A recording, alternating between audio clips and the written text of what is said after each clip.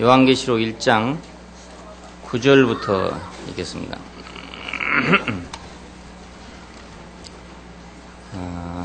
나 요한은 너의 형제요 예수의 환난과 나라와 참음에 동참하는 자라.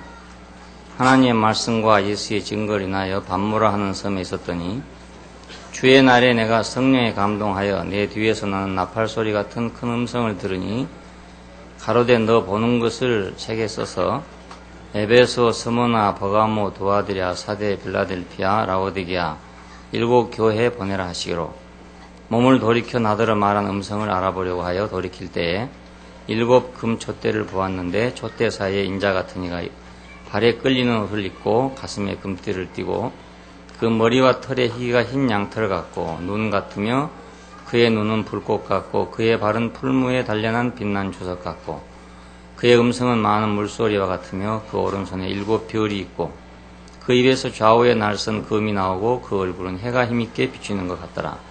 내가 볼 때에 그 발 앞에 엎드러져 죽은 자같이 되매 그가 오른손을 내게 얹고 가라사대 두려워 말라. 나는 처음이요 나중이니 곧 산 자라. 내가 전에 죽었었노라. 볼지어다 이제 세세토록 살아있어 사망과 음부의 열쇠를 가졌노니 그러므로 내 본 것과 이제 있는 일과 장차 될 일을 기록하라. 내 본 것은 내 오른손에 일곱 별의 비밀과 일곱 금 촛대라. 일곱 별은 일곱 교회의 사자요 일곱 촛대는 일곱 교회니라. 까지 봤습니다. 요한이 영안에서 본 것이 뭔가 그것이 일곱 등대와 일곱 별과 그 사이를 돌아보시는 인자 같으니라고 이렇게 말했습니다. 일곱 등대는 일곱 교회를 상징하고 일곱 별은 일곱 교회의 사자를 상징하고 인자 같으니 이건 제사장이신 그리스도를 의미합니다. 계시록에 있는 거의 모든 그 것들은 거의 다 구약에 한 번씩 나오는 것들입니다. 그리고 거기에 기초를 두고 있습니다. 그러나 계시록에 왔을 때는 이것이 이제 전혀 새로운 의미고 또 새로운 방식으로 그렇게 제시되고 있습니다.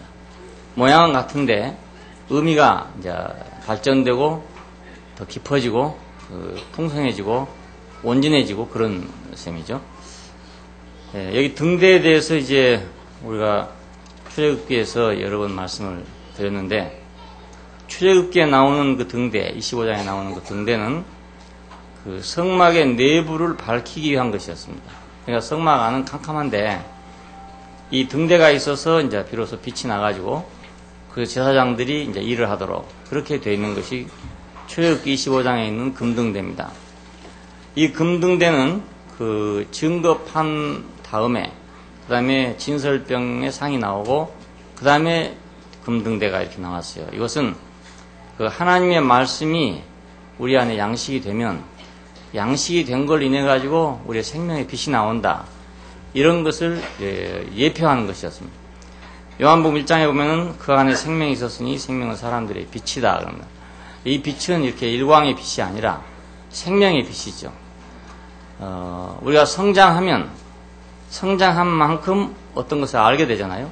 그 안다는 것은 결국 빛이란 말입니다. 빛이 있어야 우리가 보는 거니까. 그러니까 결국 우리가 말씀이 우리한테 와서 양식이 돼가지고 내가 성장을 해야 그래야 무슨 영적인 세계를 볼 수 있지. 그렇지 않고는 표면에 있는 것밖에 안 보이니까. 우리가 물질을 보는 이 눈밖에는 안 보이고 또 설사 물질이 아니라 하더라도 우리 생각의 범위를 벗어나지를 못하기 때문에 우리 보는 것은 항상 세상적이고 육신적이고 자기에 속한 것이고 그런 것들만 볼 수밖에 없는 거죠.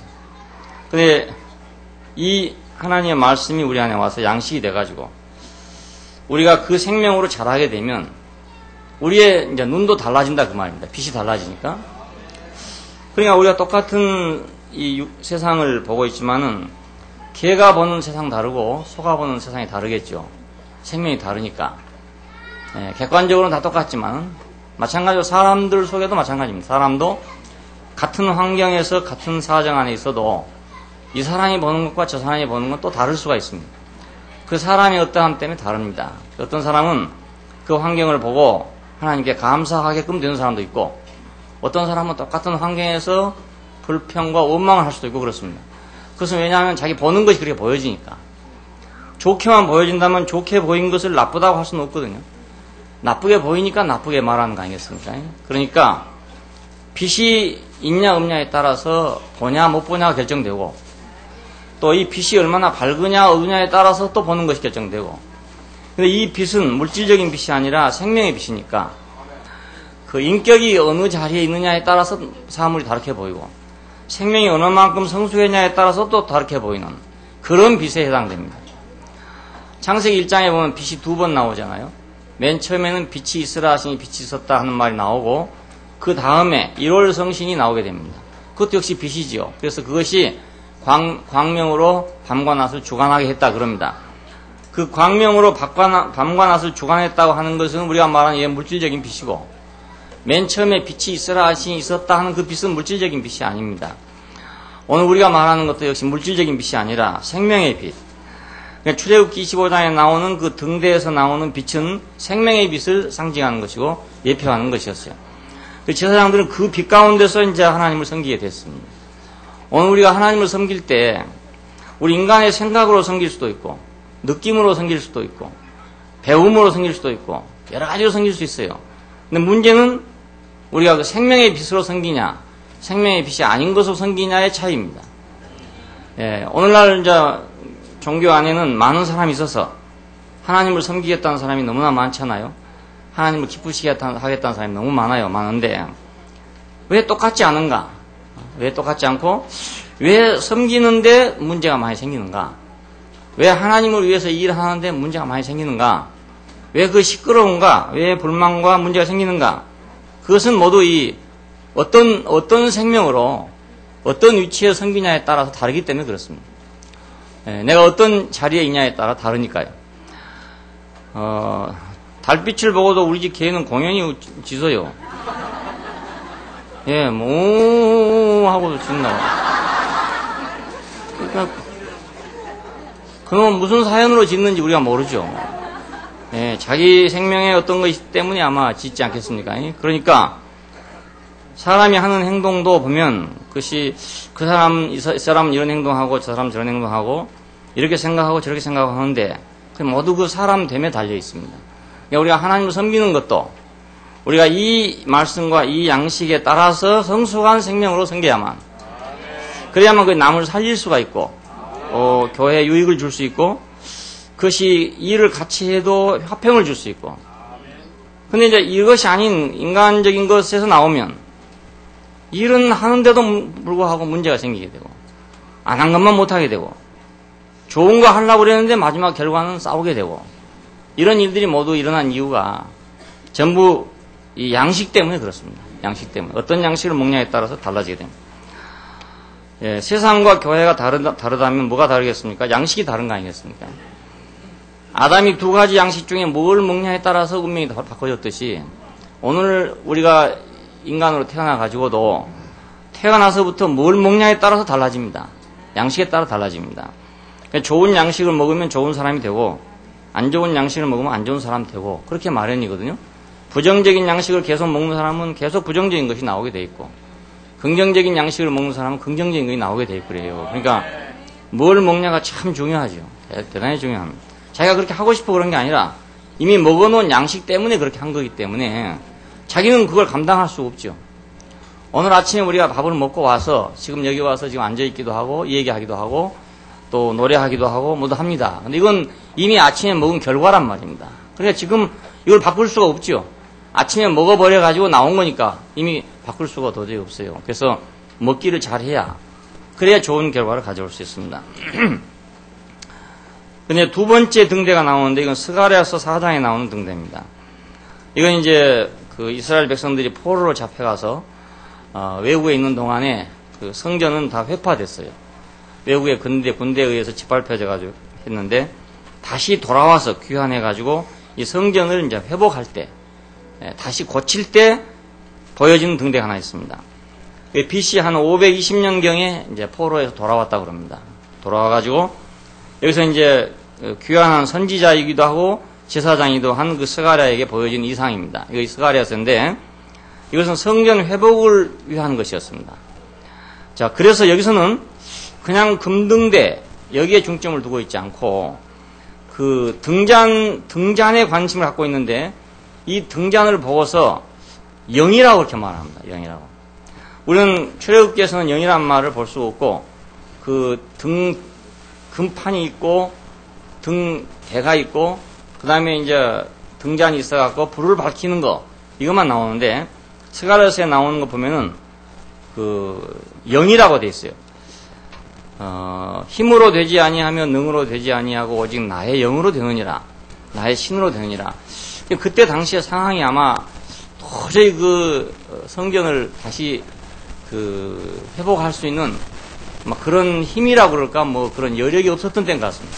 왜냐하면 이제 포로로 잡혀갔다가 겨우 귀환에 왔으니까 돈이 있겠습니까? 마음이 있겠습니까? 백성의 마음은 다 흐트러져 있고 또 돈은 없을 것이고 그런 상태이기 때문에 망망한 상태에 있어요. 그때 이제 나온 말이 힘으로도 되지 아니하고 능으로도 되지 아니하고 오직 나의 영으로 되느니라 하는 말이 나왔습니다.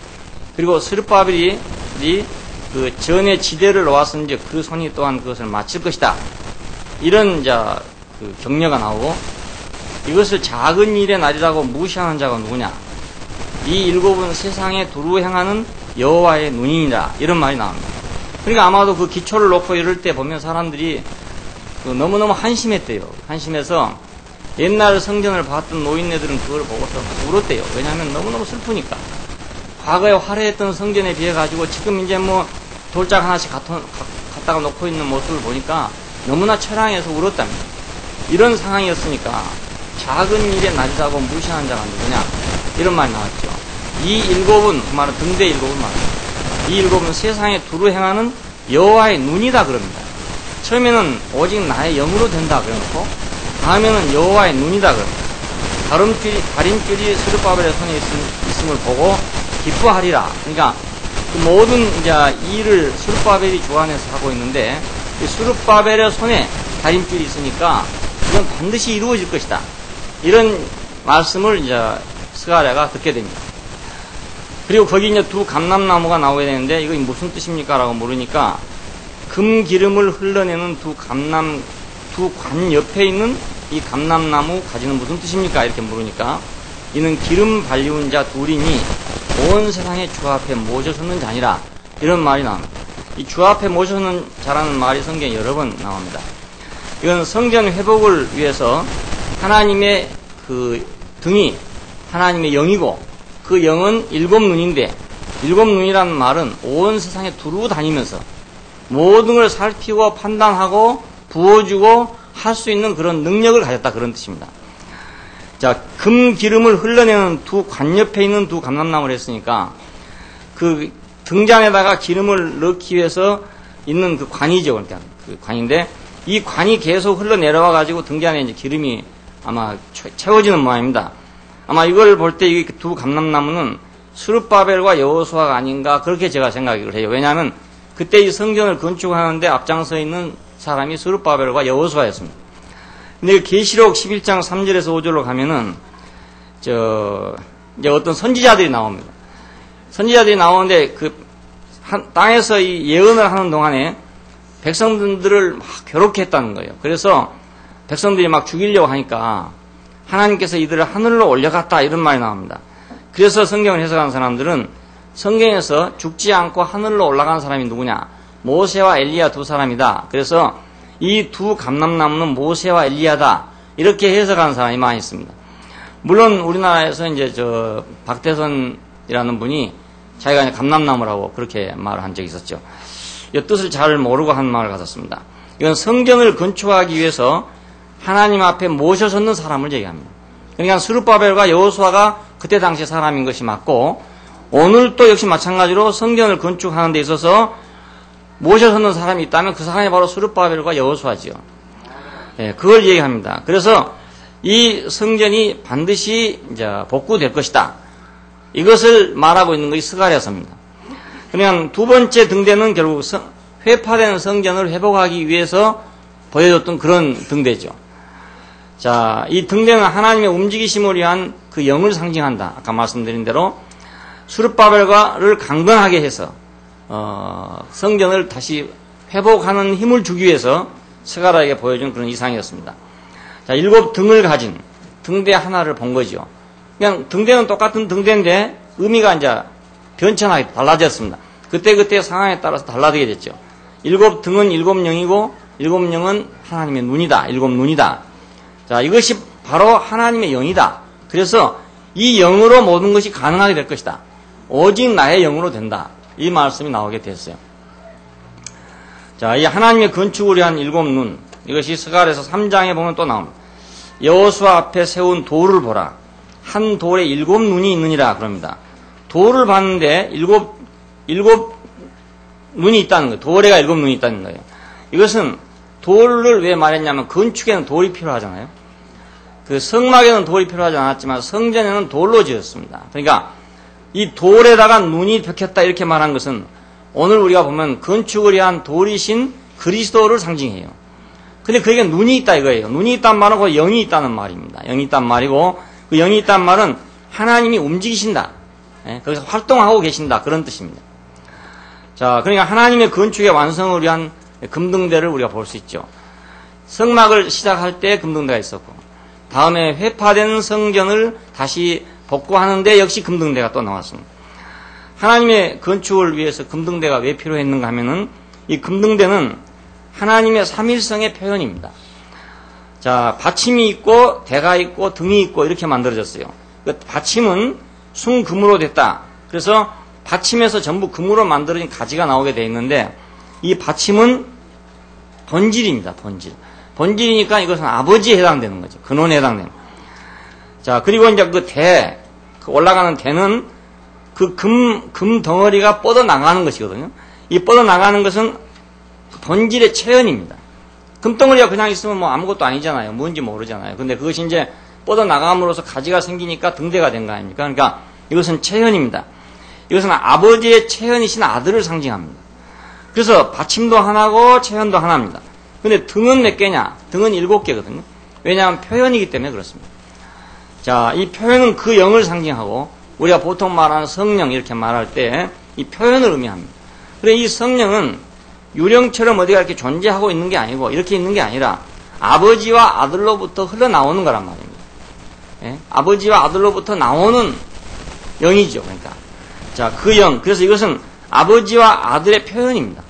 자, 이것이 7인 이유는 7이라는 숫자가 우리가 하나님의 역사 안에서 무엇을 늘 완성하는 숫자이기 때문에 하나님의 일을 하나님 자신을 완성하기 위해서 7이라는 숫자를 사용하고 있습니다.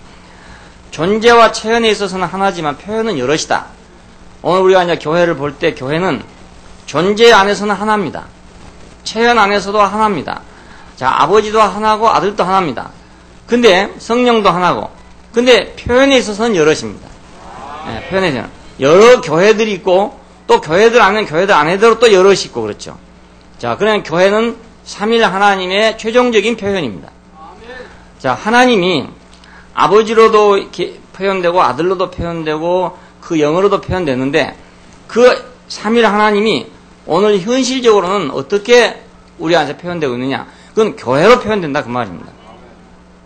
본체이신 아버지는 아들인 체현으로, 그 다음에 체현이신 아들은 그 영으로, 그 영으로란 말은 이제 우리가 조금 생소하죠. 늘 운명이라고 말했으니까. 왜냐하면 이 영을 자꾸 유령이라고 잘못 생각하기 때문에 그래서 영이라는 말을 안 쓰고 운명이라는 말을 쓴 것입니다.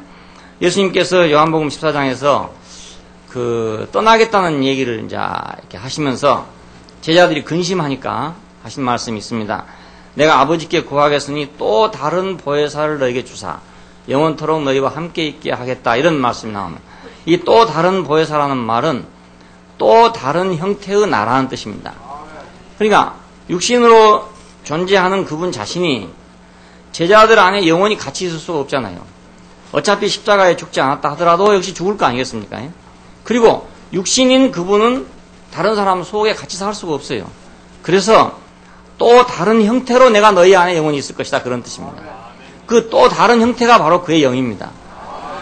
예를 들면 이제 오늘 저하고 여러분하고 관계를 생각하고 또 여러분과 저와 관계를 생각하듯이 마찬가지인데 제가 여러분하고 영원히 함께 있을 수 있는 모양, 그 형태는 어떤 형태냐면 이 형태가 아니란 말입니다.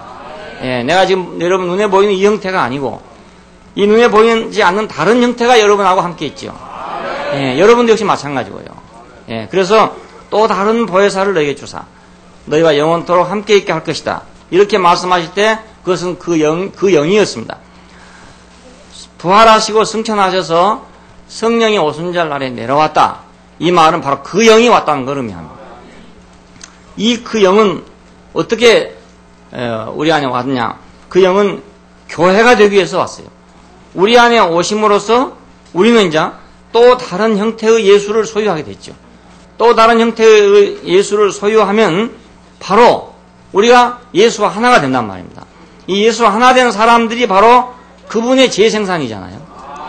자, 그러니까 그분이 재생산될 때는 육신을 가지고 있는 성육신 하신 그분이 재생산되는 게 아니고 그 영이 되신 분이 우리 안에 와서 재생산되는 겁니다. 자, 이걸 우리들의 성육신이라고 또 할 수도 있죠. 왜냐하면 예수님 자신에게도 같은 방식으로 하나님의 영이 그에게 와가지고 성육신 했으니까 오늘 우리는 또 예수 그리스도의 영이 우리 안에 와서 또 다시 성육신하는 셈이잖아요. 자, 이것을 우리는 성육신이라고 하지 않고 실제화다 혹은 재생산이다 그렇게 말합니다. 예수 그리스도의 재생산은 그러니까 그분의 영을 통해서 된 것이죠. 예? 그 죽으시고 사신 영을 통해서. 자, 우리가 이제 말씀을 듣는 동안에 죽고 산 것, 죽었는데도 산 것, 그러니까 분명히 죽었는데도 산 것, 이것이 내 눈에 비치면, 죽었지만 산 사람, 이것이 눈에 비치면, 자, 죽은 자 가운데서 산 자, 분명히 예수는 죽었단 말입니다. 십자가에 분명히 죽었어요. 죽었는데도 산 사람이라는 걸 알 때, 자, 우리는 베드로가 죽었지만 살았다는 걸 알게 될 거고, 야, 바울이 죽었지만 산 자라, 이걸 알게 될 거 아니겠습니까? 역사적으로는 죽은 사람입니다. 육신적으로도 역시 죽은 사람이고요. 그런데도 불구하고 살았단 말입니다. 자, 이 죽었지만 산 것을 볼 때 우리 인생이 바꿔지는 거예요. 예, 이 죽었지만 산 걸 발견하지 못하면, 우리는 여전히 이제 육신에 속하고, 물질에 속하고, 세상에 속해가지고, 우리가 보는 것이 그거밖에 보이지 않게 된다고요. 그러면 이제 누가 크냐, 누가 많이 가졌냐, 적게 가졌냐, 이것만 보이게 되죠. 누가 편하냐, 안 편하냐, 이것만 보이게 되고, 죽고 다시 산 것이 안 보이니까, 자기 인생에 변화가 생길 수가 없어요. 예, 복음은 그러니까, 죽은 자 가운데서 사신 이를 전파하는 것이었습니다. 예, 우리 죽은 자 가운데서 산 자, 이것이 재생산되는 것입니다. 죽은 자 가운데 다시 산 자가 재생산되는 것. 이것이 바로 교회입니다. 자, 그래서 교회들은 예수의 간증이고, 예수의 증거라고 그렇게 말합니다. 자, 오늘 우리들 이제 자세히 생각해 볼 때, 우리는 누군가, 나는 누군가, 아, 나는 그 영의 실제화구나. 네? 그 영이 지금 어디 있냐? 그 영이 우리를 통해서 실제화되고 있다. 그 영은 우리라고 하는 인격을 통해서 재생산되고 있다. 이것이 바로 교회입니다. 자, 그러니까 말씀을 들을 때 뭐 다른 것도 물론 다 들어야 되지만 제일 중요한 것은 죽은 자가 어떻게 살아나는가 이걸 아는 것입니다. 예, 죽은 자가 사는 걸 아는 겁니다. 죽었는데 산 것. 세상에서 완전히 멸시받았는데 하나님이 인정한 것. 예, 세상에서 버림받았는데 하나님은 인정한 것. 예, 그걸 발견해야 내가 새로운 세계를 발견하게 됐어요. 그걸 모르면 나는 새로운 세계를 볼 수가 없어요. 여전히 내가 교회 안에 있다 하더라도 역시 옛 세계에 그냥 머물러 있을 수밖에 없고, 옛 세계 안에 내가 살 수밖에 없으니까 내 생각은 옛 세계 안에 박혀 있게 되고 옛 세계의 관념을 내가 벗어나지 못하기 때문에 그 생활의 범주를 벗어나지 못합니다. 등대는 하나님의 건축과 관계됩니다. 출애굽기 25장의 등대는 장막을 건축하는 데 관계되고, 역대상 7장 49절에 있는 또 등대가 있는데 이건 성전 건축과 관계됩니다. 그때 등대는 10개지요. 이제 10개가 좌우로 있었다고 그랬는데, 그 다음에 스가랴 4장에 있는 이 등대는 성전 회복을 위한 등대였습니다. 자, 마지막 요한계시록 오늘 나와 있는 이 등대는 뭐냐? 교회 완성을 위해서, 교회 건축을 위해서 나타난 그런 금등대입니다. 그러니 오늘날 교회도 역시 마찬가지로 금등대라 그 말이죠. 예, 등대로서 교회가 건축된다 그 말입니다.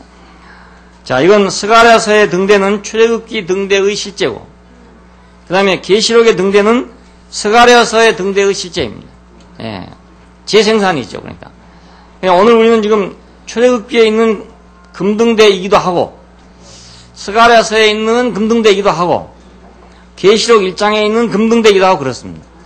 예, 이 금등대 의미가 그건 아버지와 아들과 그 영의 삼일 하나님의 최종적인 표현이니까 오늘 우리 교회는 삼일 하나님의 최종적인 표현이죠. 그래서 이제 옛날에는 하나님 사람이 맨 처음에 하나님을 만날 때 혹은 의식을 할 때 느낄 때 어디서 느꼈냐면은 가령 큰 불이랄지 뭐 큰 강이랄지 큰 바다랄지 하여간 사람보다 엄청나게 큰 거 그리고 사람이 감당할 수 없는 어떤 능력 이런 것을 보고 하나님을 느꼈습니다. 이것이 원시적인 종교 형태입니다.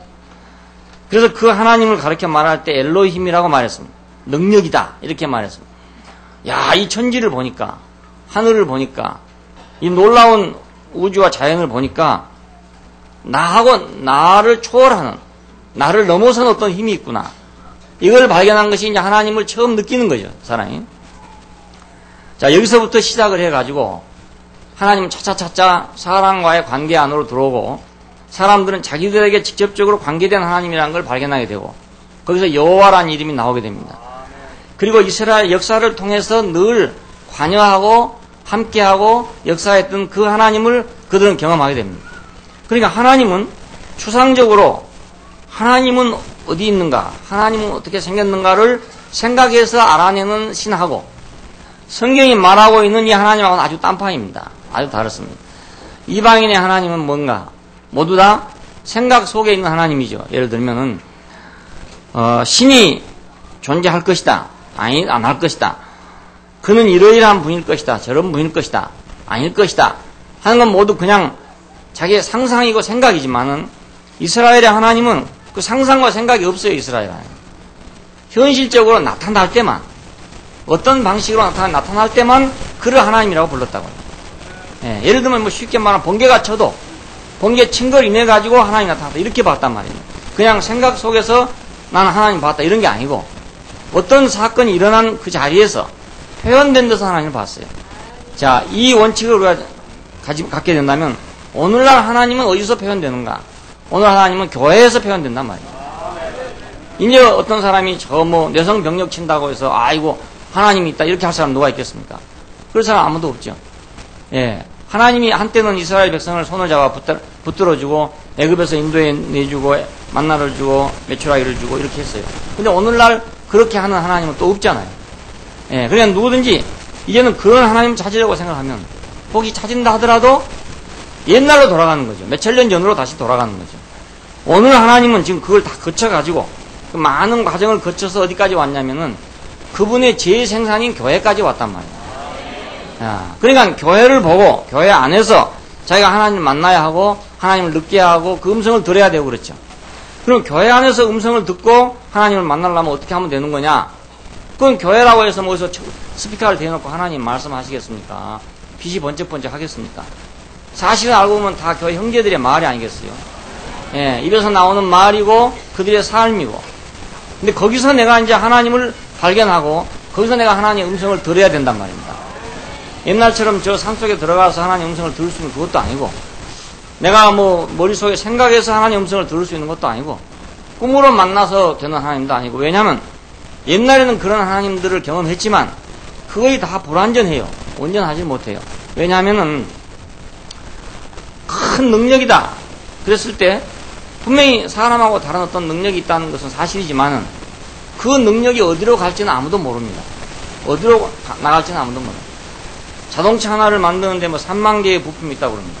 그럼 자동차를 만들려면 맨 처음에 철판이 있어야 될 것이고 그 다음에 뭐 여러 가지가 안 있어야 되겠습니까? 그래 가지고 뭐 엔진이 만들어지고 바퀴가 만들어지고 그래서 이제 뭐 마지막에 자동차가 조립이 되어 나오지 않겠어요? 근데 철판을 보고 자동차를 할 수는 없단 말입니다. 왜냐하면 그 철판은 자동차 만드는 대로 들어가면 자동차가 되지만 그 다른 데로 들어가면 다른 것 된다고요. 예, 도람통이 되고 말 거 아니겠습니까? 그러니까 철판을 보고 우리가 하나님을 자동차를 정확하게 안다는 건 불가능한 일이죠. 그 시대에는 그거밖에 없으니까. 그러니까 하나님 알기가 어려웠죠. 왜냐하면 그 철판 하나를 보면서도 그것이 하나님께로 간다는 것을 그걸 보는 사람이 우주 안에서 몇 사람이 되겠냐 그 말입니다. 예. 그러니까 어쩌다 한 사람씩 있는 거죠. 쉽게 말하면 노아라 할지 뭐 아브라함이라 할지 이삭이라 할지 이런 사람이 있었다는 말은 포항제철에서 나오는 철판을 보고도 거기서 자기가 하나님을 만났다 그 말입니다. 그러나 대부분의 사람은 그걸 보고 하나님 만날 수가 없다 그 말입니다. 예. 엔진을 보고 아는 건 조금 더 쉽겠죠 그보다. 하지만은 그 엔진도 자동차에 얹어놓으면 자동차 엔진이지만은 그걸 딴 데다 옮겨놔두면 다른 엔진이 된다고요. 그러니까 그 엔진을 보고 내가 하나님 만났다 할 수가 없죠. 근데 그 시대에도 하나님 아는 사람이 있어요. 그 사람은 그 엔진을 보고도 이것은 꼭 자동차에만 필요한 엔진이다라고 아는 사람이 있었단 말입니다. 이 사람들이 선지자들입니다. 예. 타이어가 또 있죠. 우리는 타이어 그러면 우리는 당연히 뭐 자동차 타이어 이렇게 생각하죠. 하지만 그 타이어도 자동차에 끼면 자동차 타야 되지만 경운기에 끼우면 또 경운기 타야 될 거 아닙니까? 그것뿐입니까? 그거 갖다가 놀이터에다 꼽아놔두면 아이들 놀이터가 된다고요. 예. 그냥 그걸 정확한 것이 못 되죠. 그런데 그 시대에도 어떤 사람들은 그 바퀴를 보고 이것은 자동차 바퀴다. 심지어는 이것은 소나타 바퀴다. 이렇게 아는 사람이 생겼다 그 말입니다. 이런 사람들이 선지자들입니다. 그러나 이것은 너무너무 어려운 일일 뿐만 아니라 많은 사람이 할 수가 없어요. 보편화가 될 수 없고 재생산이 될 수 없단 말입니다. 근데 교회는 이제 오늘 모든 다 같은 사람입니다. 똑같은 사람입니다. 하나도 다를 바 없고 환경도 같고 생김새도 같고 운명도 같고 다 같잖아요. 이 한 운명 안에서 우리가 만나질 때 그때는 누구라도 만나질 수 있지 않냐 이거. 누구라도. 그래서 그때는 이제 자동차가 완제품이 돼가지고 나온 것을 보면 누구라도 아이들이라도 다 자동차인 줄 압니다. 예, 아이들이라도. 그와 같이 오늘 이 시대는 아이들이라도 하나님을 알 수 있는 시대가 됐단 말입니다. 그것이 바로 교회입니다. 교회입니다. 야, 교회 아무리 봐도 뭐 나 그런 거 안 보이던데 이렇게 생각할 수도 있어요. 뭐 교회에 봐야 뭐 김아음무게 이하음무게 와서 있는 데고 뭐 지거나 나나 뭐 세상 일 똑같고 뭐 맨날 그 집도 싸우고 우리 집도 싸우던데 뭐 그게 그거지 뭐 이렇게 하면 또 그거예요. 사실은 뭐 아닌 것도 아니라고요. 다 똑같아요. 우리가 형제들이라고 해서 무슨 뭐 굉장하게 뭐 다르게 사는 것도 아니고만 집에 가면 뭐 또 뭐 다투기도 하고 불평 불만도 나오고 뭐 교회 오늘 아침에도 오면서 뭐 좀 하다 오는 사람도 있는지도 모르겠어요. 아이가 뭐 그래요 다 사실은. 그래 뭐 그렇다고 생각하면 다 그거지요 뭐 그렇다고 생각하면 아닐 수 없어요. 다 아닐 수 없어요. 근데 그 안에서 그럼에도 불구하고 다른 걸 본 거. 네, 그것이 교회를 본 거죠. 그러니까 부정적으로 봐야지면 그냥 부정적인 것입니다. 뭐 다른 거 하나도 없습니다. 뭐 여성 병력 쳐봤자 여성 병력이라고 보면 병력이죠. 그렇잖아요. 오늘날 과학적으로 생각하면 그 뭐 전기가 방전이 일어나가지고 된 것이다. 뭐 이럴 때면 그렇게 되는 거죠. 근데 사도 바울은 다메섹에 가다가 그런 사건을 보면서 주여 누이십니까 하고 됐단 말입니다. 그건 다른 점이죠. 그런 점이 다른 점이죠. 그 사람이 미쳐서 그랬는지 정신이 없어 그랬는지 아니면 멍청해서 그랬는지 모르지만 하여간 다른 사람들은 저거 우레가 울었다 번개가 쳤다 저것은 뭐 전기가 방전돼서 일어난 것이다 하는데 한 사람은 주여 누이십니까 이렇게 무릎을 꿇은 사람이 생겼어요. 예. 그리고 사도 바울의 일생은 그걸 통해 가지고 변화가 됐다고요. 그러니까 우리가 그걸 부인할 수 없잖아요. 전기다 이것도 부인할 수가 없고 주여 누이십니까 했던 사도 바울이 본 것도 부인할 수가 없어요. 예. 근데 더 중요한 것은 사도 바울이 본 것이 더 중요한 거였단 말이에요. 왜냐하면 우리가 그걸 전기로 아는 데는 아무런 우리의 영향이 없어요. 벼락은 안 맞아 죽을지 모르지만은 우리 인생을 바꾸지는 못해요. 그러니까 사도 바울이 본 그것은 인생을 바꿨단 말이에요. 예. 그러니까 그거에 우리한테 더 필요하지 않아요. 예. 과학적인 그거에 필요한 게 아니고 그 뭐 정신없는 사람인지 몰랐지만 그 사람이 본 그거에 필요하단 말이에요. 나도 내 인생이 바꿔지려면 그거에 보여야 바꿔지지. 그게 안 바꿔지건 안 보이건 안 바꿔질 수가 없잖아요.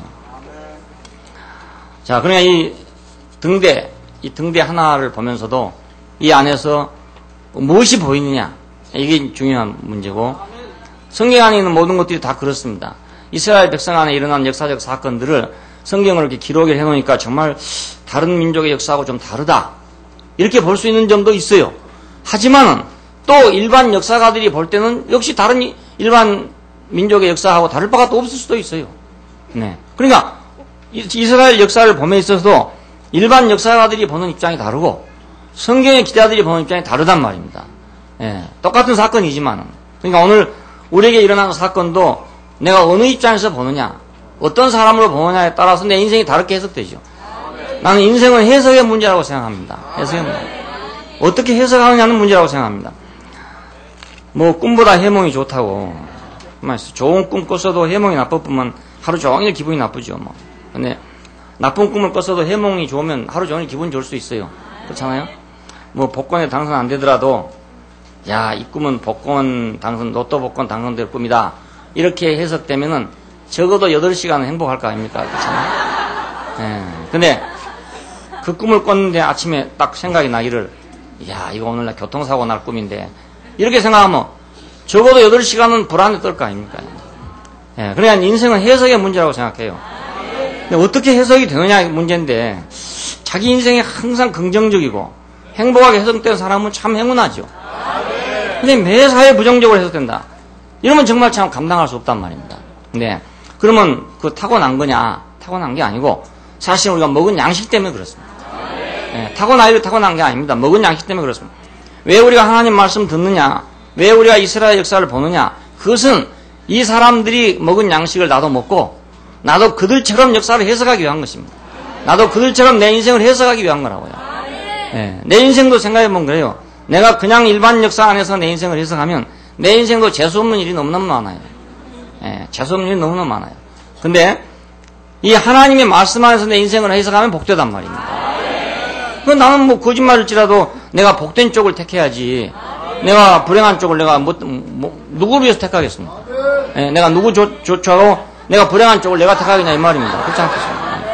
예, 뭐 어느 것이 사실일지 어느 것이 맞을지는 모르지만은 예, 내가 어차피 8시간 살고 가는 인생에서 내가 뭐 복권 당선 안 될지라도 8시간 동안 내내 희망을 가지고 사는 거 하고 내내 절망을 가지고 사는 거 어느 게 낫습니까?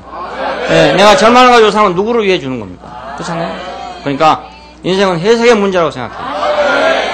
예, 잘 해석하면 행복한 거예요. 잘 해석하면. 이스라엘 역사는 전부 다 하나님이 그렇게 보여준 것을 가지고 해석한 것입니다. 예, 뭐 홍해 바다가 갈라졌느냐 안 갈라졌느냐 가지고 많은 문제가 있어요. 과연 오늘 과학적인 입장에서 생각할 때 홍해가 갈라지겠느냐? 예, 그 성경에 보면 막 물이 막 벽이 돼가지고 막 양쪽으로 큰 물벽이 생겨가지고 백성이 통과했다 이렇게 되어 있습니다. 그런데 과연 그런 일이 있을 수가 있겠느냐 이겁니다. 과연 있겠느냐? 다시 재현되지 않으면 신화 아닙니까? 다시 재현되지 않으면. 그러니까 이건 그 말을 듣고 이야 그건 정말 엉터리도 이만저만 엉터리가 아니다 이렇게 생각하면 맞는 말이에요. 그 말도요. 예, 물벽이 생겨가지고 바다가 갈라져가지고 왔다 그러면 진도 앞바다 갈라졌단 말은 이해가 되지만은 저도 앞바다가 갈라졌다는 이해가 되지만은 물벽이 생겨서 홍해가 갈라졌단 말은 이해가 안 되거든요. 그러니까 이건 뭐 멸장 헛소리고 지그 좋자고 하는 소리고 말이지 미친놈들 하는 소리다 이렇게 생각하면 맞는 말이에요. 그 말이 틀린 말이 아니에요. 하지만은 그 말을 들으면서 야 하나님이 택한 백성이 죽음을 통과해 나오는 길이 있었구나 이렇게 해석한 사람이 또 생긴단 말입니다. 야, 그러니까 뭐 이렇게 해석하나 저렇게 해석하나 돈 드는 건 아니잖아요. 안 그렇습니까? 누가 뭐라 하는 것도 아니고 막. 그럼 누가 손해가 나느냐? 내가 그걸 잘못 해석하면 나한테 손해가 넘어오는 거고 잘 해석하면 나한테 이익이 오는 거 아닙니까? 이스라엘의 하나님은 전부 그렇게 어떤 형상으로 어떤 징조로 어떤 모양으로 보여준 하나님입니다. 그냥 추상적인 하나님이 아니고요. 근데 그걸 보고 어떻게 받아들였냐 하는 거 이것이 이스라엘 역사입니다. 어떻게 받아들였냐. 그래서 그들은 특이하게 자기들이 하나님이 선택된 백성이라는 걸 알게 됐고 하나님이 자기들을 돌보신다는 걸 알게 됐고 그래서 그들은 하나님을 의지하게 됐고 그렇습니다. 자, 그러니까 오늘 이 금등대를 보면서도 하나님의 그 나타나심이 이렇게 늘 변하는구나 하는 우리가 보는 거죠. 이럴 땐 이렇게, 이럴 땐 저렇게. 성막 건축을 위해서는 금등대로, 순수하게 그냥 금등대로. 성막의 재건을 위해서는 그것이 하나님의 7눈으로, 7영으로 그렇게 표현되는구나. 이렇게 우리가 알 수 있다고요. 7은 하나님의 역사의 완성을 위한 숫자입니다. 자, 그러니까 7눈이 있단 말은 이제는 완성된다. 완전하게 보고 완전하게 살펴서 완전하게 이것을 만들게 된다 그 말입니다. 완성을 위해서는 눈이 강화된 셈이죠. 이 금등대 계시 이건 성경 안에서 아주 대단히 중요한 그런 계시입니다. 모세는 성소를 비추는 금등대를 봤어요. 그러니까 하나님을 섬기는 자 안에 비추는 등대 그 빛을 봤단 말입니다. 근데 스가랴는 성전이 회복되기 위한 금등대를 봤죠. 자, 한 돌에 7눈이 있다는 걸 봤어요. 아, 돌인데도 눈이 있구나. 돌인데도 눈이 있구나. 자, 등대에 7 등잔이 있다. 이거하고 돌에 눈이 있다. 이거 봤다는 것이 참 이상한 일 같지 않습니까? 근데 그 등대나 돌은 전부 성전 회복, 교회 건축과 관계되기 때문에 그렇습니다. 자, 이 7 등잔, 이것은 하나님의 눈이다. 또 그렇게 돼 있어요. 그러니까 눈이다, 영이다, 등잔이다 하는 것이 전부 하나라는 걸 볼 수 있습니다. 그때그때 어떤 것에 따라서 눈이 될 때도 있고 등잔이 될 때도 있고 영이 될 때도 있고 그렇죠. 사도 요한은 여기서 이제 교회 건축을 위한 금등대를 봤습니다. 7 금등대를 봤는데 이 7 금등대는 7 교회다. 그렇게 말했어요. 계시록 4장 5절에 보면은 보좌 앞에 7 등불 켠 것이 있더라 그럽니다. 7 등불 켠 것이 있더라. 근데 그것은 하나님의 7 영이래요. 그러니까 1장에서는 분명하게 금등대를 봤다. 이렇게 돼 있고 그 금등대는 7 교회다. 이렇게 돼 있는데 4장에 가면은 보좌 앞에 7 등불 켠 것이 있더라. 이제 불이 켜 있더라 이거죠. 이것이 바로 하나님의 7 영이다 그거예요. 그러면 교회는 바로 하나님의 7 영이라 그 말 아닙니까?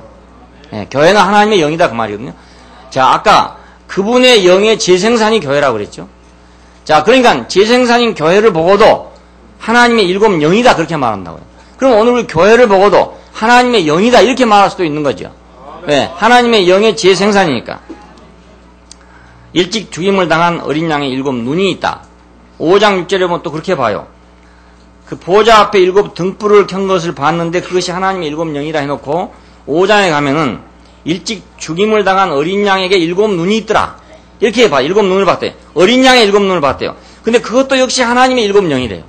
야, 그러니까 예수 그리스도의 7 눈이 곧 하나님의 영이다. 그리고 예수 그리스도의 7 영이 곧 오늘 교회로 재생산된 것이다. 자, 그러니까 교회는 바로 그 영이죠. 그러니까 그 영이죠. 우리가 알기 쉽게 말하면 바로 교회는 그의 운명이란 말입니다. 그 운명이. 보좌와 네 생물과 장로들 사이에 어린 양이 섰는데 7 뿔과 7 눈이 있으니 이는 온 땅에 보내심을 받은 하나님의 7 영이더라 그래요. 그러니까 어린 양의 눈이 있는데 그 눈이 곧 하나님의 7 영이다 금.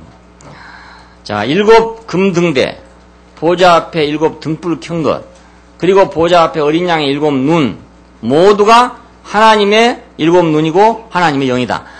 자, 이것이 바로 뭔가 하면 바로 교회라 그 말입니다. 7 금등대는 7 교회니라 그랬어요. 교회니까. 그러니까 하나님의 영은 지금 어디 있냐? 바로 교회로 재생산되고 있다고요. 예, 그러니까 뭐 유령 같은 영을 찾아 돌아다니면 안 되는 거죠. 예, 그건 옛날 얘기입니다. 옛날 얘기. 지금은 그 영이 교회로 재생산되고 있다요. 자, 등은 비추는 거고 눈은 살피는 거고 영은 옮겨 붓는 것이다. 옮겨 붓는 것이다. 이건 생명 주는 거다 그 말입니다. 비추는 것은 밝히기 위한 것이고 살피는 것은 돌보기 위한 것입니다. 그리고 옮겨 붓는다는 말은 생명을 준다는 뜻입니다. 자, 생명 주는 영이 되었나니 그렇죠. 생명 주는 영이 되었나니. 자, 생명 주는 영이 되었는데 이것이 계시록에는 7 영이 됐대요. 그 말은 생명 주는 영이 강화됐다 그 말입니다. 온 땅에 보내심을 받은 하나님의 7 영이다 그랬으니까 이제 생명 주는 일도 개별적으로 하나씩 이렇게 하는 게 아니고 7배로 강화돼서 주게 됐다 그런 말입니다. 야, 오늘 이제 교회가 이 땅 위에 확산되고 교회가 권세를 갖게 되면 하나씩이 아니고 단체적이죠, 단체적. 예, 요즘에도 우리 교회 오는 사람들 보면 이제 꾸러미로 오잖아요. 예, 조기 꾸러미처럼 쭉 딸려가지고 이렇게 오잖아요. 그 지금 7배로 강화돼서 그렇습니다. 강화돼서. 예, 옛날 오순절 때하고 또 다르게 지금은 오순절 때는 머리 위에 2m 이렇게 돼 있는데요. 2m 돼 있는. 그 이만 것만 가지고는 부족하잖아요. 안으로 들어와야지 머리 위에 왔다 갔다 하기만 해 부족하다고요. 그래서 성경을 보면 처음에는 머리 위에 2m다고 돼 있고 다음에는 그 안에 거한다고 돼 있어요. 그리고 그 다음에는 생명이라고 말하고 있어요. 야, 오늘 지금 이 시대에는 그 생명 주는 영이 7배로 강화된 영이다.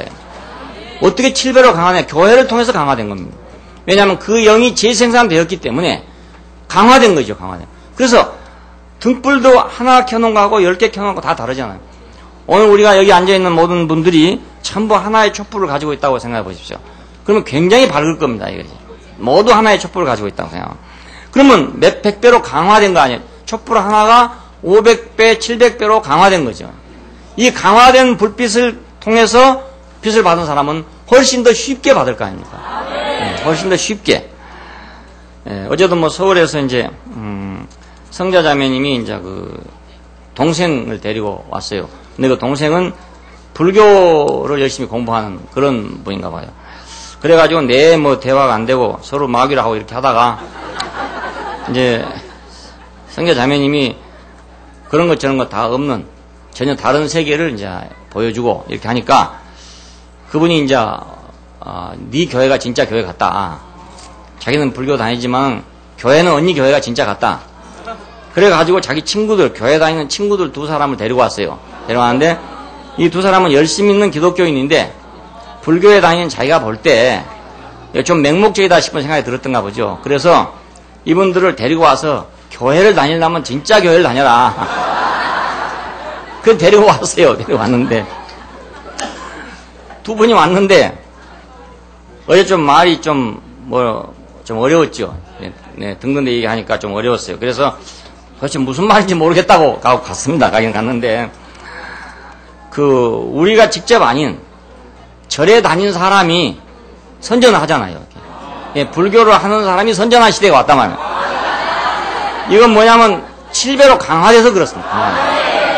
교회가 강화되니까 그 영은 어디를 통해서 강화되냐? 교회를 통해서 재생산되기 때문에 강화된단 말이에요. 한 개의 콩이 어디서 재생산이 되겠습니까? 밭에서 생산될 거 아닙니까? 그러니까 밭에 가면 수만 개의 콩이 생겨야 될 거 아니겠어요? 거기서는 콩 보기 아주 쉽죠. 콩 말하기가 너무너무 쉽고요. 마찬가지로 오늘 교회로서 하나님을 말하는 것이 너무너무 쉽단 말입니다. 교회로서 하나님을 증거하는 것이 너무 쉽게 됐어요. 7배로 강화됐기 때문에. 자, 이 생명 주는 영도 이제는 7배로 강화됐다 그 말입니다. 자, 이 등과 함께 있다는 것은 얼마나 큰 축복인지 그러니까.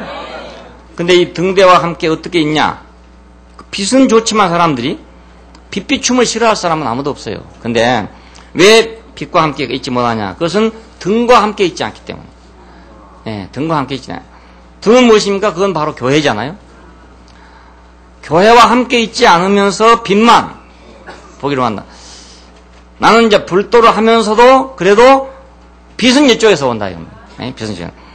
야, 그래서 이제 간증하러 나오셔서 하는 말이 우리 언니를 행복하게 해주신 목사님과 교회에 대해서 감사합니다. 이렇게 인사를 하더라고요. 그러니까 자기 보기에는 우리 언니가 항상 부정적이고 항상 뭐 삐뚤어지고 이랬는데 지금은 너무너무 행복해 보인다. 그러니까 그 행복한 것은 자기도 좋은 거죠. 자기도 그렇게 하고 싶은 거 아닙니까? 근데 문제는 왜 그것이 없냐? 등이 없기 때문에 없죠.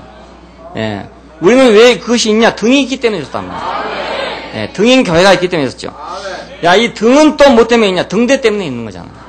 자, 그러니까 우리가 등은 등대와 함께 있다요. 등은 등대와 함께 있다. 그냥 빛만 따로 있는 게 아니다요.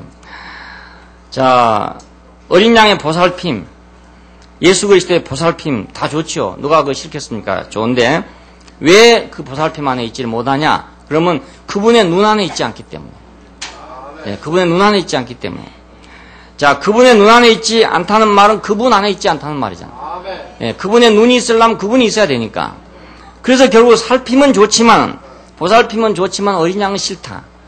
이래서 보살핌 안에 있지 못한 겁니다. 우리가 하나님의 보살핌 안에, 도우심 안에 있으려면 어린 양 안에 있어야 도우심이 있지. 어린 양 안에 있지 않은데 도우심이 있을 수는 없다 그겁니다. 없어. 자, 생명 주는 것도 마찬가지죠. 누구는 생명을 주고 누구는 안 주는가? 누구는 생명을 받았는데 누구는 생명을 못 받는가? 이렇게 생각할 수 있잖아요. 참 이상해요. 이것이 지식의 문제도 아니고 똑똑한 문제도 아니고 어제도 서울에 가니까 또 역시 제일 고령자 2분이 나오셨어요. 80대 한 분하고 90대 한 분하고 2분이 나오셨는데 2분이 똑같은 말을 하는 거예요. 80 몇 센지 모르겠는데 그 양반이 나와서 하는 말이 자기는 이제는 생명을 받았대요. 그러면 그걸 생명이란 말을 신학적으로 해석하려면 너무너무 어렵단 말입니다. 근데 그걸 자기가 완전히 소화해가지고 나는 이제는 생명을 받았으니까 내 안에서 그 생명이 살고 있대요. 그건 지식의 문제가 아니잖아요. 그걸 보고 뭘 보고 생명이라 합니까? 라고 할머니 물으면 대답 잘 못할 거라고요. 이론적으로 대답 못해요. 그렇지만 자기 생명이 약동하고 있는 거예요. 와가지고 막 젊은 사람들 속에서 90이 다 돼가는 그분인데 80대라 하지만 그분도 90대나 마찬가지예요. 그런 분인데도 막 생명이 충만해가지고 너무너무 자기 인생이 행복하다는 것을 얘기하는 거예요. 내가 돌아다닐 때 다 돌아봤는데 난 이제는 여한이 없다 이러는 거라. 예. 그러니까 생명이 뭐라고 이론적으로 규정하지는 못하지만은 그러나 자기 안에 그것이 무엇이 움직이고 있다는 건 사실이란 말이에요. 근데 90 먹은 자 노인이 그 다음번에 또 나와가지고 하신 말씀이 다 돌아봤다 이 자기가. 솔직히 다 돌아봤는데 이제는 내가 아주 마지막 최종적인 걸 만났다 이거예요. 그래서 더 이상 가볼 필요 없어. 더 이상 알 것도 없어. 그러니까 정말로 90대가 나와서 그 말하니까 권세가 있더라고.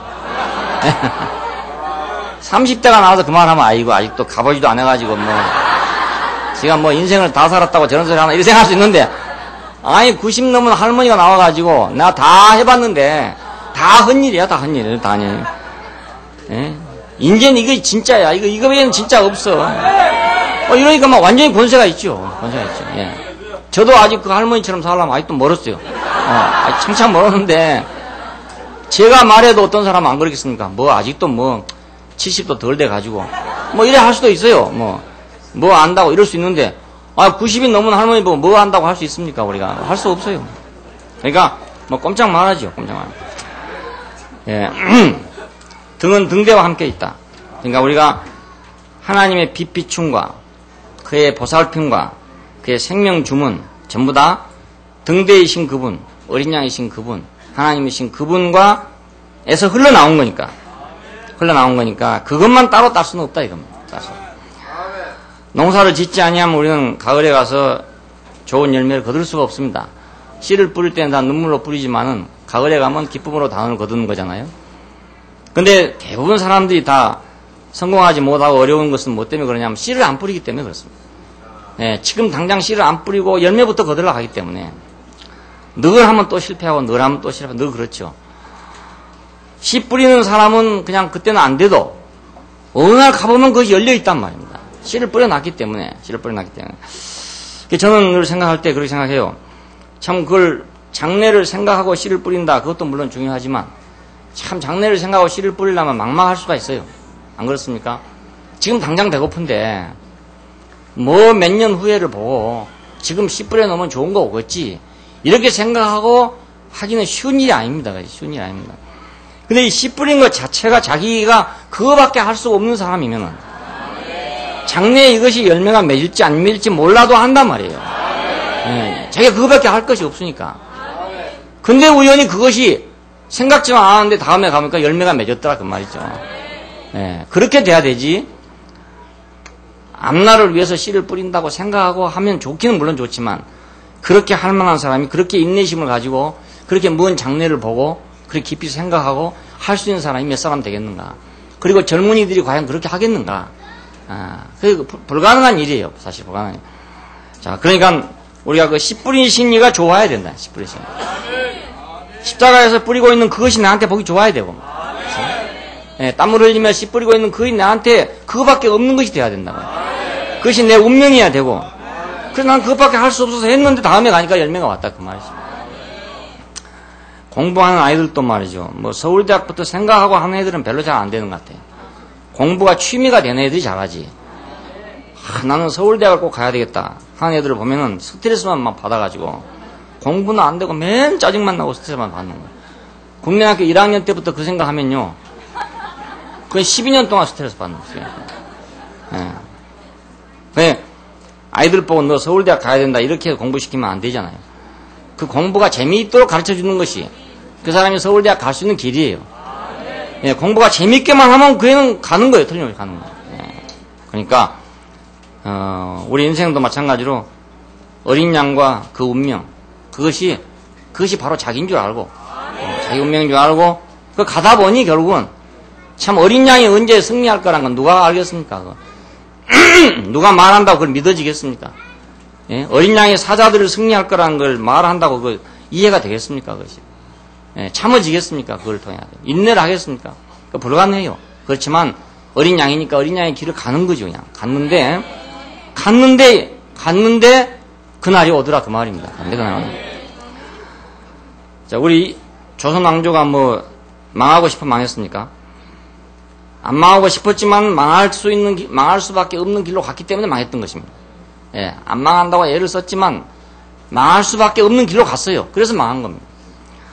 오늘 우리 인생도 망할 수밖에 없는 길로 가면 망하게 돼 있고, 흥할 수밖에 없는 길로 가면 흥하게 돼 있는 거지. 등대는 등대와 함께 있다. 그러니까 하나님의 빛 비춤은 등대와 함께 있고, 하나님의 보살핌은 어린 양과 함께 있고, 생명 주문 하나님과 함께 있다 하는 것은 아주 만고의 진리입니다. 교회는 그리스도의 체현이고 그 영의 지혜생산입니다. 자, 이걸 우리가 꼭 명심할 필요가 있는 것은, 오늘 하나님은 그리스도로 체현됐고, 그리스도는 그 영으로 실제화됐고, 그 영은 오늘 교회로 재생산됐다. 그럼 오늘 그분은 어디 계신가? 바로 교회 안에 계신다 그 말입니다. 예, 내가 아버지께 구하였으니 그가 또 다른 보혜사를 너에게 주사 영원토록 너희와 함께 있게 하시니 저는 실제의 영이라. 우리말 쓰면 진리의 영이라 그랬죠. 실제의 영이라. 저는 너희와 함께 거하시며 또 너희 속에 계시겠습니다. 자, 진리의 영이 오시면, 그러니까 실제의 영이 오시면 그가 너희를 모든 진리 가운데로 인도하실 것이다. 이렇게 말씀하시던 그것이 지금 오늘 교회가 됐다 그 말입니다. 그것은 바로 교회를 예언한 것이었습니다. 교회는 그 영의 지혜 생산입니다. 마지막 계시록 22장에 가면 그 영과 신부가 말씀하기를 오라 하시는도다 이럽니다. 그 영과 신부가 말씀하시기를 오라 하시는도다. 이건 이제 지혜 생산이 완료됐다 그 말이거든요. 이 교회는 바로 예수 자신의 증거입니다. 그리스도의 증거입니다. 그러니까 오늘 예수 따로 교회 따로 이렇게 생각하면 안 되고, 물론 그렇다고 존재적으로 다르지 않단 말이 아닙니다. 존재적으로는 분명히 다릅니다. 하지만 재생산 안에서는 우리가 하나라 그 말입니다. 자, 오늘 현재적으로 볼 수 있는 그리스도는 바로 재생산인 교회 안에 있으니까, 교회니까 우리가 교회가 된다는 것, 교회 안에 있다는 것, 교회로 산다는 것, 교회와 더불어 산다는 것, 교회를 먹고 산다는 것, 이것은 바로 그리스도와 함께 사는 것이고, 이건 올라가면 하나님과 함께 사는 것입니다. 예, 하나님 안에 있는 것이고, 그냥 우리가 하나님 따로 하나님 안에 따로 있을 수도 없고 그리스도 안에 따로 있을 수도 없어요. 오늘 교회 안에 있는 것이 곧 하나님 안에 있는 것이다. 교회 안에 있고 교회로 건축되는 것, 이것이 바로 하나님 안에 있는 것이고, 하나님 안에 있는 것, 이것이 바로 교회 안에 있는 것이고. 그러니까 오늘 우리가 교회 생활을 그냥 뭐 사람들이 모여가지고 뭐 이러고 저러고 하는 것이다 이렇게 생각할 일이 아니죠. 예, 여기에 역사의 결론이 여기 있고, 예, 역사의 대답이 여기 있습니다. 여기서 못 찾으면 없습니다. 찾을 데가 없어요. 그러니까 어찌되든 여기 찾아야 되지. 뭐 이거 사람들 뭐 모여가지고 웅성웅성 하는 것이다 이러고 끝나면 그냥 그렇게 끝나는 거지요. 뭐 더 이상 없어요. 뭐 누가 그렇다 해가지고 너 왜 그러냐 할 사람도 없고, 예, 그렇다 해갖고 뭐 벌 받을 사람도 없고 그렇습니다. 그러니까 뭐 이거 아무것도 아니다 이러면 그냥 아무것도 아닌 거예요. 그렇지만 이거 소중하다 한 사람한테는 소중한 거다. 예, 귀중하다 한 사람한테는 귀중해요. 정말로 그게 귀중해요. 귀중한 사람한테 귀중해요. 자, 교회 때문에, 나는 그 교회 때문에 이렇게 사는 사람이 있고, 교회 때문에 이렇게 사는 사람이 있잖아요. 예, 교회 때문에 내가 70년, 80년 피던 담배도 안 필 수도 있고, 예, 그럼 뭐 교회가 뭔데 그러냐? 할 수도 있어요. 그 교회 무시할 수도 있는 거 아니겠습니까? 근데 그것 때문에 피던 걸 안 필 수도 있고, 또 뭐 안 먹던 걸 먹을 수도 있고, 그것 때문에 내 인생이 바꿔질 수도 있고, 그러니까 중요한 사람한테는 하나님 자신처럼 중요한 것이고, 중요하지 않는 사람한테는 아무것도 중요하지 않는 것이고 그렇습니다. 네, 그러니까 이렇게 보면은 아무것도 아니고 저렇게 보면 아주 중요한 거. 우리 인생 자체도 그렇게 생각해요. 이번에 어디 가서 그런 얘기 했는데, 사람 생각해 보니까 사람처럼 허망한 게 없다. 사람처럼 허무하고 허망하고 아무것도 아니고 이런 게 없다. 이거. 뭐 별로 잘났다고들 했었지만은 뭐 다 죽으면 그만인데 뭐 잘나고 못날 게 뭐 있나? 아무것도 없단 말이야. 아무것도 없다.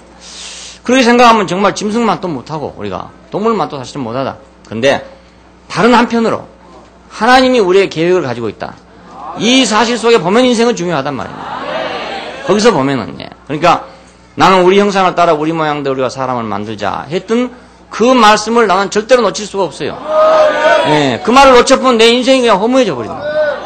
예. 갈 데가 없어요. 아무 데도 갈 데가 없어요. 내 인생을 누구 보고 보상하라 해서 보상할 때도 없고, 내 인생을 찾을 때도 없고, 그 한 말씀이 내 인생을 귀중하게 하기 때문에, 내가 흙으로 지어지고 동물과 같은 내 인생이지만은 하나님의 영광을 위해서 내가 지어진 존재로서 내 자신을 새롭게 살게 되고 다르게 살 수 있는 길이 생겼단 말입니다. 예, 그럼 뭐 이건 미쳤어도 정상적으로 미친 거 아닙니까? 예. 뭐 미쳐 이렇게 미치면 되는 거 아니야, 이거. 그러니까, 예.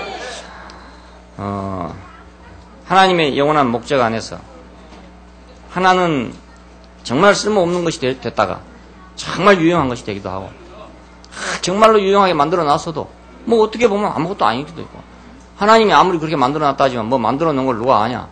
뭐 그 성경에 있는 말이지 뭐 나한테는 아무 해당도 안 된다. 그러면 안 되는 거예요. 뭐 아무 소용도 없어요. 그 사람한테는 아무 소용도 없어요. 그렇다고 성경에 와서 박맹이질 하는 것도 아니고 벌 주는 것도 아닙니다. 그러니까 아무것도 아니에요. 아무것도 아닌데 그것이 영향을 주는 사람한테는 놀라운 영향을 또 준다. 예. 나는 그 말씀이 나한테 놀라운 영향을 주고 있어요. 예. 뭐 미쳤어도 그렇게 미치면 좋은 거니까. 예. 나는 여러분이 모두 다 이 사실 안에서 금등대 하나를 보면서 이 한 가지 사건 속에서 우리가 하나님의 재생산에 이르기까지를 볼 수 있는 그런 안목이 생기기를 바라고 오늘 이렇게 우리가 아무것도 아닌 사람들이 모여있지만 이 아무것도 아닌 사람들 속에 다른 것이 있다는 걸 보게 되길 바랍니다. 여기에 그 하늘의 하나님, 영원하신 하나님, 전능하신 하나님, 온전하신 그 하나님이 여기 지금 재생산되고 있다는 걸 볼 수 있게 되기를 바랍니다. 기도하십시다. 감사하신 아버지 하나님,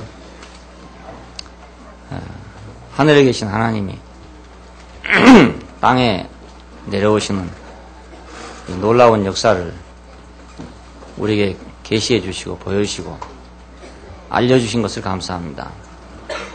우리는 아무것도 아니지만은 당신의 말씀이 우리를 사로잡고 우리 안에 역사함으로써 우리 인생이 새로운 것이 되고 새로운 피조물이 되고 하나님의 영광을 위해서 없어서는 안 될 그런 존재로 바꿔진다는 것이 얼마나 축복인지, 그리고 오늘 우리가 하자는 사람들이 모여있지만 이것이 교회로서 당신의 재생산이 된다는 사실이 이 놀라운 축복 안에 우리를 포함시켜 주신 걸 감사하고 이것을 우리가 그렇게 볼 수 있는 눈을 저에게 허락해 주신 것을 감사합니다.